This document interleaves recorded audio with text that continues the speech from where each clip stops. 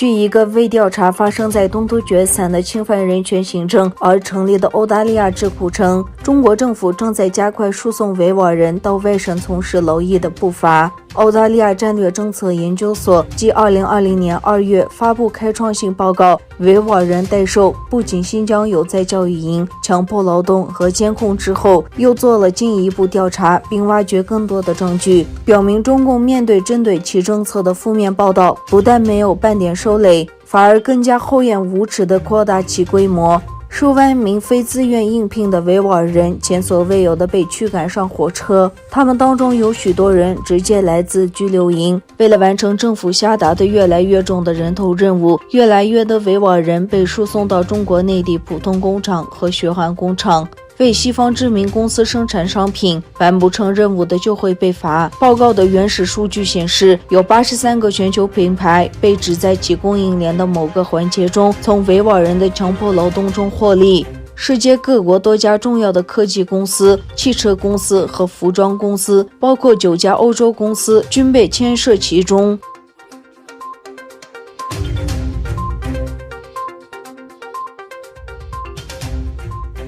据悉，近日中国在东突厥散的武装部队和武警接受了大规模的实战训练。据中国官方《新疆日报》报道，东突厥散的中国军队和武装警察部队已经采取了严密的戒备，以提高其军事训练水平和备战水平。中国领导人习近平周二号召中国军队要加紧推进军事斗争准备，全面提高执行军事任务的能力。身为中央军委主席习近平在人大会议期间参加了解放军和武装部队代表团全体会议，强调军队要坚持底线思维，加强练兵备战，在疫情防控常态化探索训练的新途径。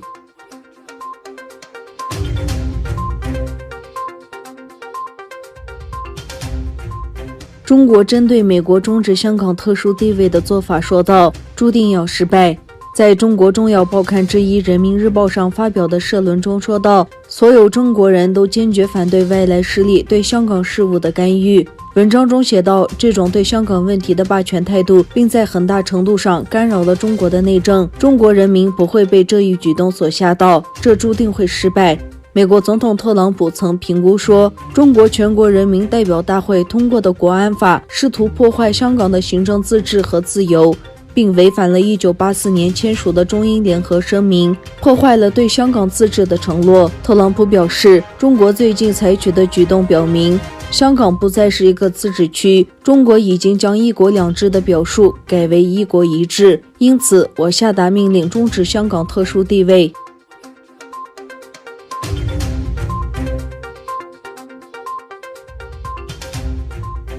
位于美国佛罗里达州卡纳维拉尔角的肯尼迪航天中心 93A 发射场矗立在发射塔下多日的 SpaceX 猎鹰9号运载火箭终于不负万众瞩目，成功升空。这次代号为 Demo 2的任务，虽然在27日因为天气原因推迟到了今天，当猎鹰9号火箭把载有2名宇航员的龙飞船送入预定轨道时， SpaceX 毫无悬念地成为全球第一家有能力将航天员送往国际空间站的商业太空公司。